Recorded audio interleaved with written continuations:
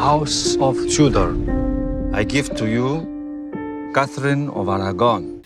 I mean, it's like, I guess it feels like another world, but something you're familiar with through, you know, history classes or whatever, or looking at paintings or whatever sort of references you have. And then when you see it brought to life in a drama, you get the real stories and the sort of juicy elements to stories that you know a bit about, I guess. And I think it's also because things actually haven't changed. Yeah. Like themes like love, lust, betrayal, hatred, these are things that have kind of stood the test of time. So to kind of see it in a period that is different to our own is really intriguing and must be really entertaining to people, because it's kind of like, oh, that actually happened. Yeah. And you can relate to it. You can relate to it. It feels almost like a fantasy because there's loads of things that are different. For example, the beautiful costumes and riding the scenery and yeah. At the beginning of the series, we see Maggie still grieving for her brother Teddy, who was the brother and was a potential threat to the Tudor throne because he could have been seen as a potential heir to the Plantagenet of the York family.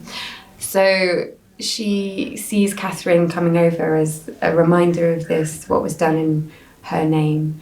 And so, yeah, she has a difficult time with Catherine, certainly at the outset. I mean, Lena has been told from the very beginning, this is what your life's going to be like. Your duty is to, you know, serve Catherine. You're going to marry a nobleman. You're going to live in England. Enjoy. But obviously things, as life doesn't work out like that for her. So, I mean, being the outsiders, being the immigrants, which they were into a completely different culture, it's difficult to find your own place. So it's difficult for her to find her place within that. And she goes through some trials and tribulations through that as well. But you are his brother's widow.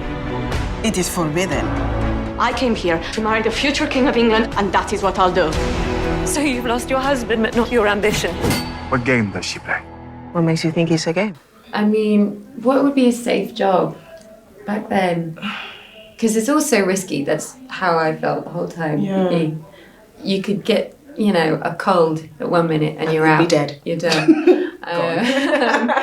But yeah, I don't know. I think I probably, I mean, I get this question with Downton as well. I think I would be downstairs in reality. But it's fun that I get cast being posh. Nice costumes. And I'd like to be downstairs with her because I think we'd have a lot of fun. We'd have fun. Really, yeah. So yeah. And less chance of having your head chopped off. You might fall off a horse more, but you're not risking. You're not that important to get your head chopped off. So just sit on a pile of hay. But I mean, it's fine. We'll make it work. You know. Like... I have eyes and ears all over the palace. I fear we shall have trouble with our princess. So it goes Catherine of Aragon, divorced, Anne Boleyn, James beheaded, yeah, witchy, yeah, died was the third Jane one. Seymour. Jane. Okay, now I'm going to get in trouble. Is it? Yeah, Is she Jane. the one You that loved had the Jane. baby and then died. Yeah, she had Edward and then she died. Yeah, and then Anne of divorce. Cleves. Yeah, because was she the German one? Yes. Yeah, divorced, beheaded. I said Lady Jane Grey. Is that a one? I think she was a half. Someone was beheaded, and then the last one survived. Yeah, no, I forgot. Yeah, her. there you go. So I don't know. I do know Catherine Moore. Catherine Parr. Parr. That's it. Crikey. We got it. If you challenge me, I shan't defeat you.